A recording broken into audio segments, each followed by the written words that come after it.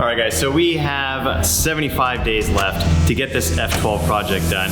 Days are just melting away. There's so much to do, and the first thing that I need to source are all of the parts for the F12 engine. Now, some of the parts are gonna be from the dealership, like the bearings, the gaskets, the seals. So we need to go over to Ferrari. So when I called Ferrari, the VIN number I gave them wasn't in their system. They said, this isn't a US car. The F12 is from Canada. They didn't believe that we had the car. We gotta get that car over there somehow to show them. What?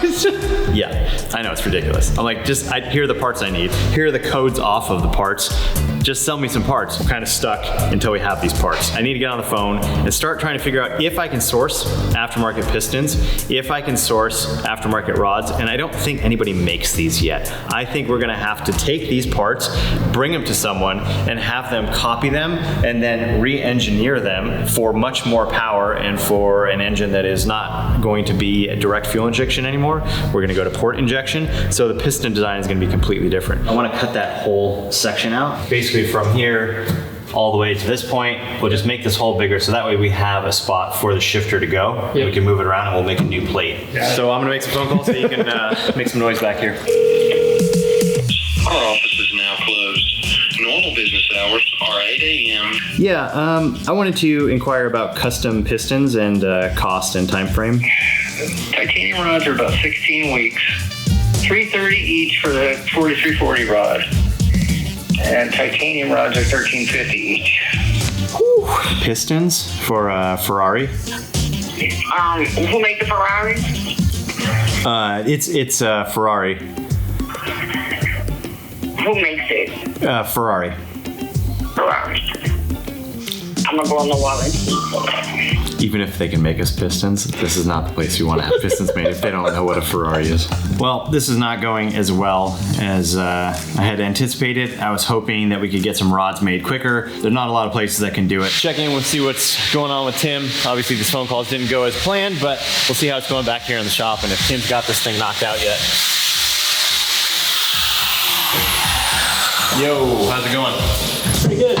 Oh, nice. I just finished, basically. Yeah, that should be perfect. I think the shifter will go right in this area. So we'll make a plate later on that'll cover all this stuff up and maybe have like it box up to go over the linkage and then drop back down to where the shifter goes. But So yeah, I think that, closed up, yeah. Yeah, exactly. That looks really good. Now that you're done with this, stick this thing on the trailer, go over to Ferrari, Yep. show them the VIN number, and then maybe we can order some parts because I don't know how long that's gonna take, and special order parts from Italy, that's gonna take a while.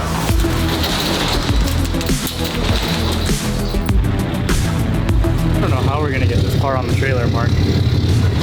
You have any ideas? None.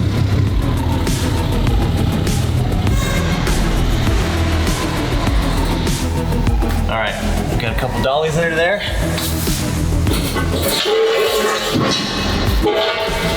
Good.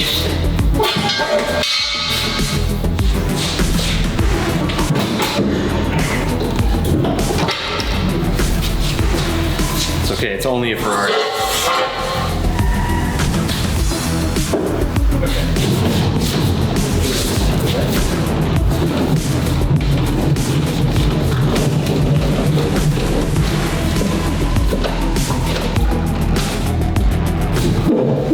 Alright, let me slide the back needs to go over a bit, yeah?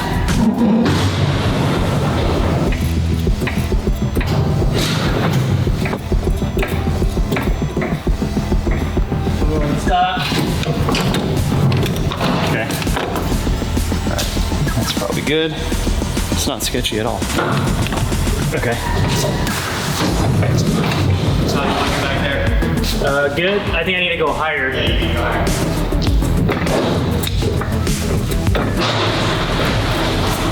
All right, ready? Yep. Okay, I need to go higher again. Yeah. Ready? Yeah.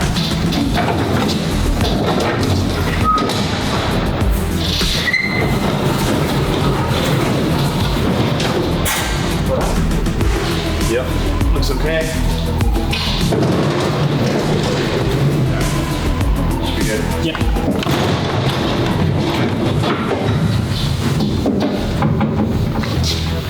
was actually pretty easy. We got the F12 chassis strapped down to the trailer. I think it'll be good enough. But now we can take it over to Ferrari and basically show them. There's a VIN number, right? Here's a VIN number. There's another VIN number over there. There's another one on the front. It's our car. We have it. Now you can sell us parts for the engine. We need bearings. We need gaskets. We need seals. We need head gaskets, valve cover gaskets. Well, I got a long list of parts that we're gonna have to try to source at Ferrari. Hey Tim, you got the 10? Yeah, I have both. The red. What is this, magic? No, it's my rock form case.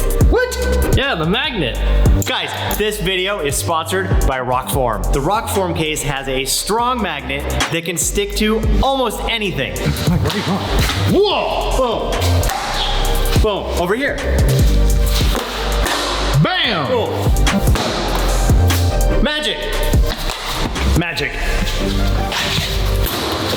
Magic! That's a strong magnet. Magic! Magic.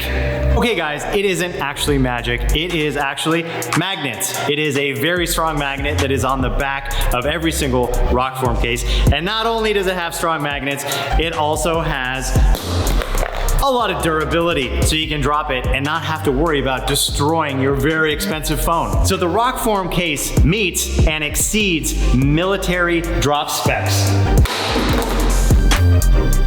Still works. No problem. This is a strong case. What other phone case can you do this with and pick your phone up after and it still works? None. The Rockform case is super durable, the magnets are super strong, and there are a ton of accessories that you can add to the back of the case, like this sport ring, this suction cup car mount. Head over to rockform.com/DDE and use code DDE2023 for 25% off everything on their website, from phone cases to accessories. Also, if you're in Southern California, you can actually go over to their brand new retail location in Irvine, where they have all their products on display. I actually got an email back from CP Carrillo, which is the local piston and rod company, so we can go over there today. Bring a rod and a piston, and I think I might just bring the head as well if they want to scan it. So we will get those parts now, load them up in the truck, and we'll head out.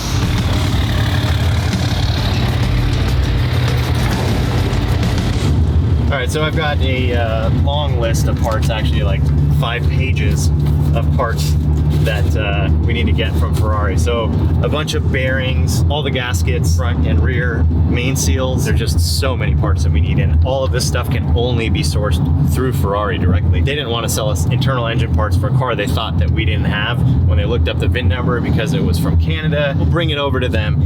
They can see the car, say, hey, we do have it. Yes, it's just a shell. Don't worry about that part.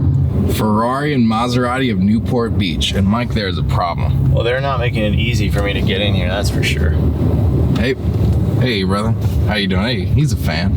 He knows what's up. He's like, oh, Ferrari? Nice. All right, we are here. I got my list of parts. Let's do this.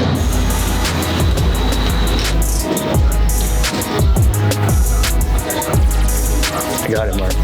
Good. We need a bunch of engine parts, like bearings, head gaskets. Do we have a VIN for the vehicle, for I can actually see which assembly number we have Yeah. we're working with? Yep. Okay. Tim, can you run out and go snap a photo of VIN real quick?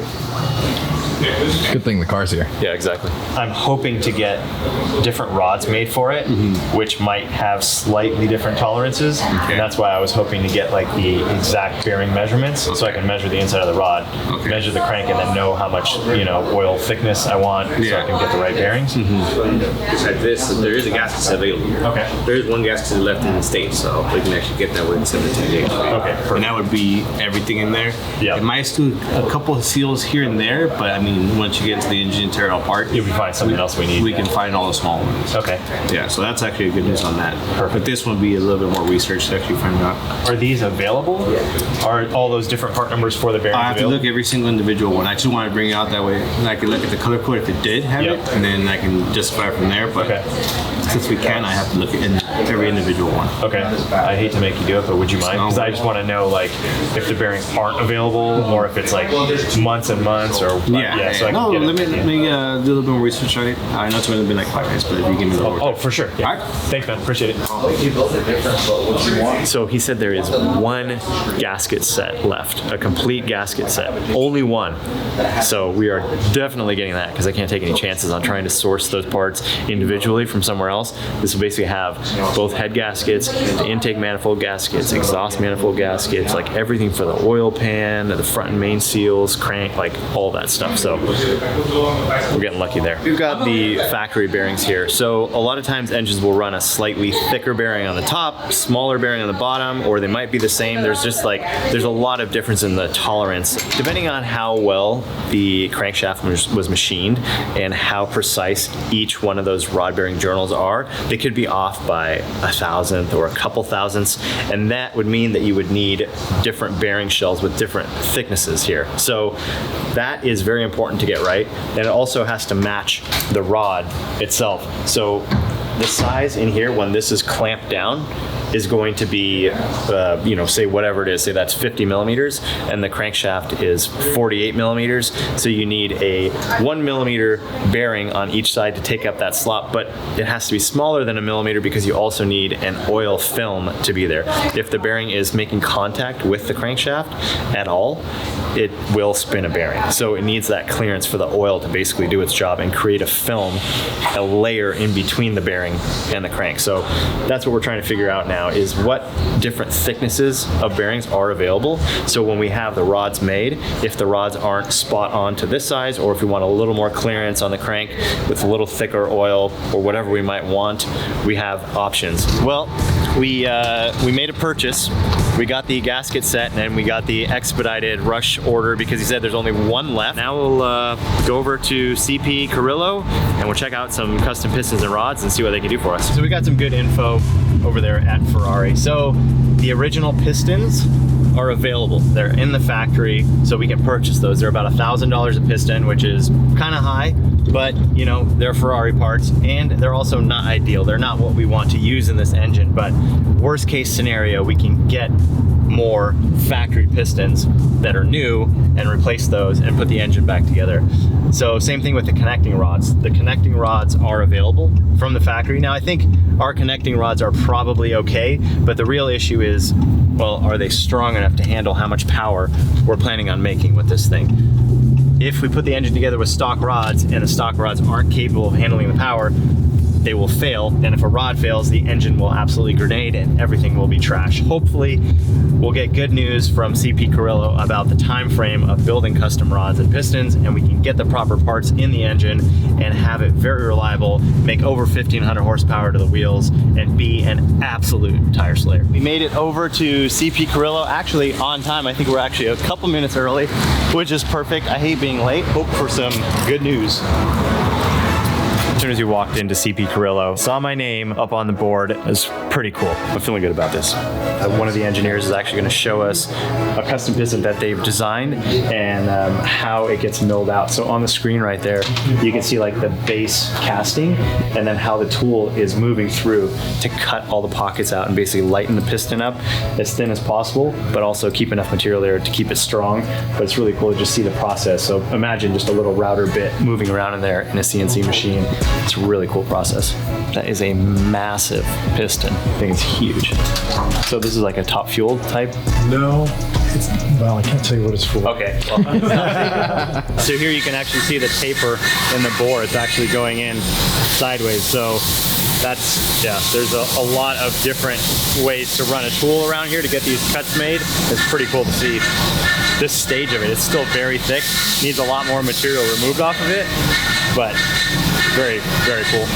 So as we're walking through CP Carrillo and just looking at the process of how not only do they design and manufacture the parts, but also just reverse engineer parts that are already there and improve on them was really impressive. They have so much equipment in that building. So this it's an air gauge. The whole deal behind bringing this piece of equipment was to bring down the cycle time when measuring rods. When we measured on the CMM, we have two here, it would be about a 4-minute cycle time for each part. Yeah.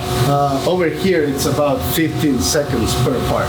So is it actually like an air nozzle and it's reading the resistance of how much air pressure difference there is? Yeah. That's crazy. Isn't that cool? So you can already feel the air coming out of the machine. Yeah. So you have the little air nozzles. Yeah. This is the master. Okay, so that's basically to check it. So one of the coolest measurement devices that I have ever seen actually uses air. This is something that I had never seen before. I instantly knew what it was when he said it was air.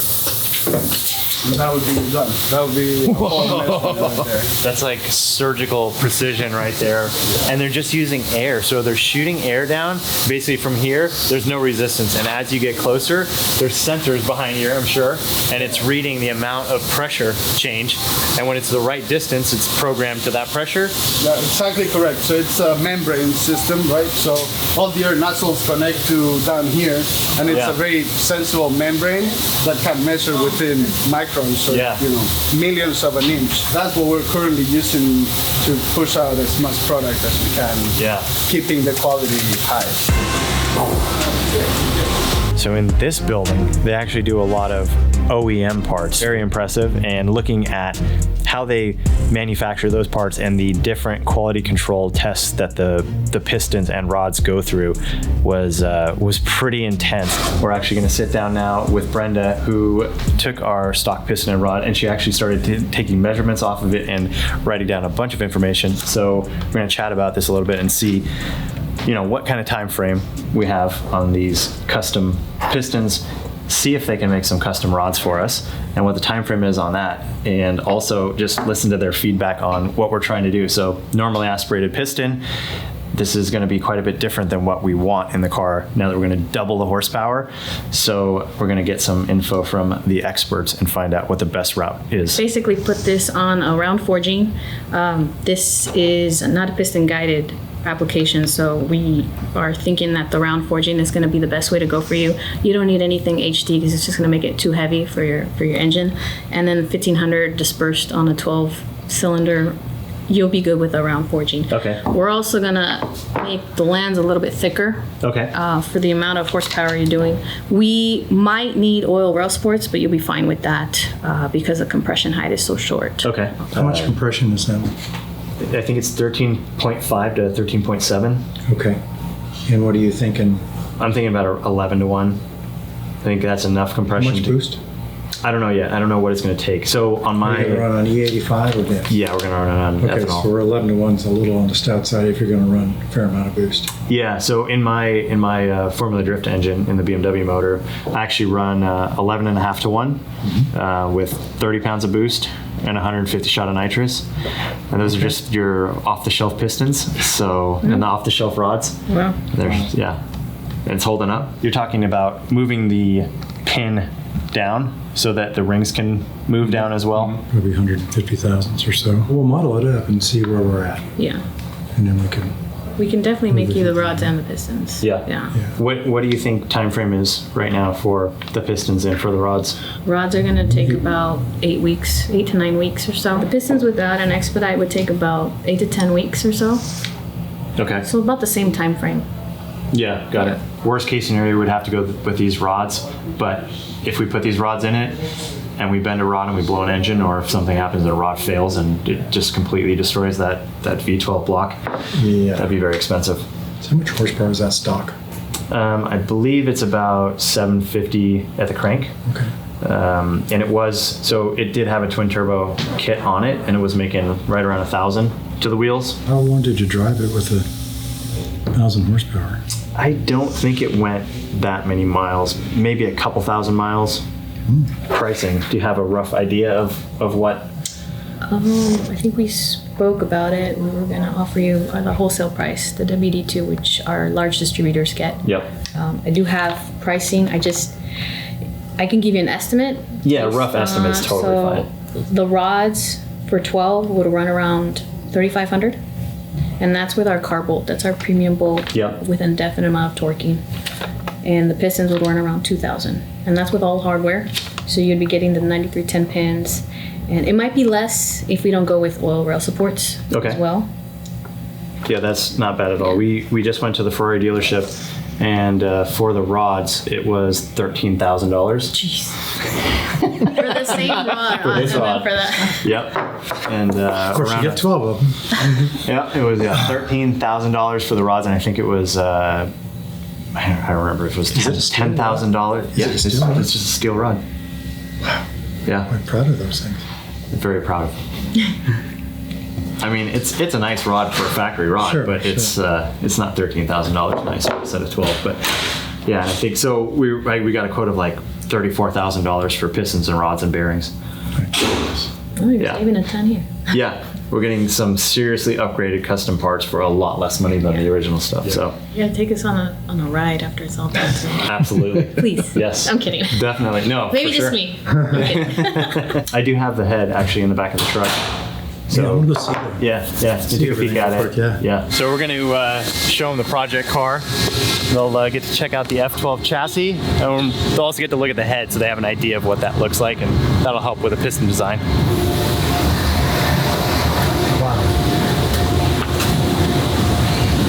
How So this cool is what's that? left of it. Wow. But it's really cool, like getting everything stripped down and being able to look at how Ferrari has progressed over the years with their chassis design. So we were working on a 550, which is like a 2000 model. So this is 13 years newer, and the technology is so different. The older cars are all steel, and they literally look like a bunch of just 1-inch square tubes that are all stuck together. And there's like big, aluminum castings, some extrudings, and it's pretty cool. It seems like a very stiff chassis, pretty thin wall. Is everything aluminum? Yeah. I think there was 11 different types of aluminum in the chassis. So do you have all the parts? We have all the original parts that we're not going to use anymore. So every single part is going to be custom fabricated. Yeah. So we have obviously the power plant, right? Yeah. And we took a piece we have the bell housing. This was a transaxle. So it's basically just a bell housing. We're going to chop that. We're going to weld a plate on it to run a 6-speed sequential transmission, quick change differential. All the suspension control arms are going to be custom.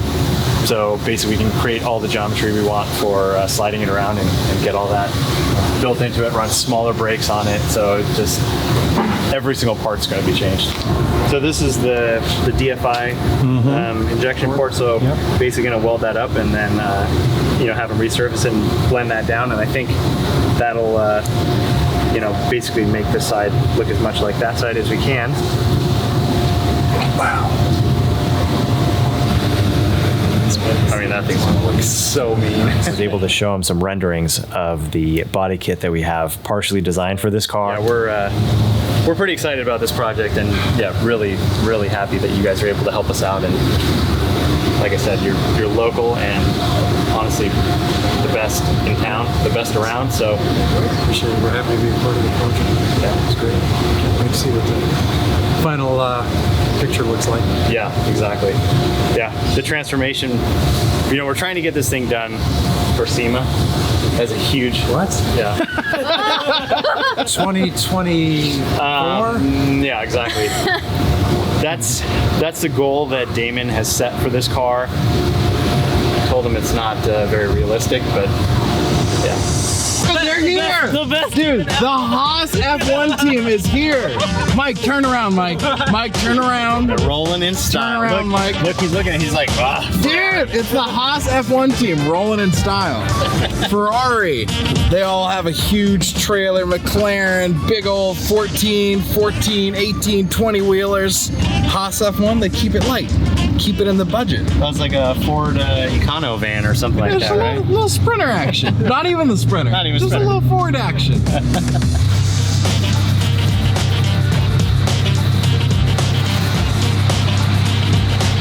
that was a very, very good trip over to CP Carrillo. I learned a ton. Their facility is absolutely amazing. Knowing that they're on board to help us build those pistons and rods is such a good feeling. They're local. I trust them. I run their parts in my race engines for years, so I know how high quality their stuff is. They said 8 weeks to build the rods. Well, that's a lot longer than I would have hoped for. Maybe they can expedite it a little bit. They literally are running those machines for 24 hours a day. We're back at DD HQ. We have to get the F12 back off the trailer and into the back room so we can continue on with all the fab stuff and all the other stuff we need to do to this car to get it ready.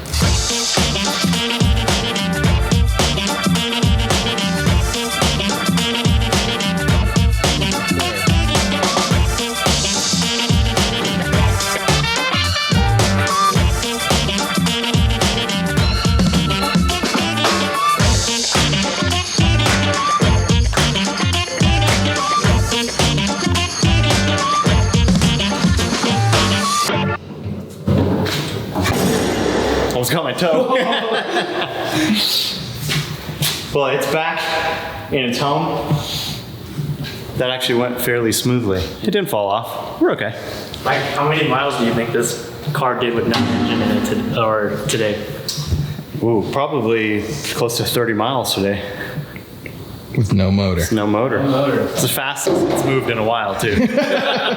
So today was a very, very successful day. So we got the car over to Ferrari, got the VIN check done, and we found out that there was only one gasket set in the entire country. That has now been purchased. We should have that early next week, so that's huge, because if we didn't get that gasket set, I don't know, honestly, what we would do.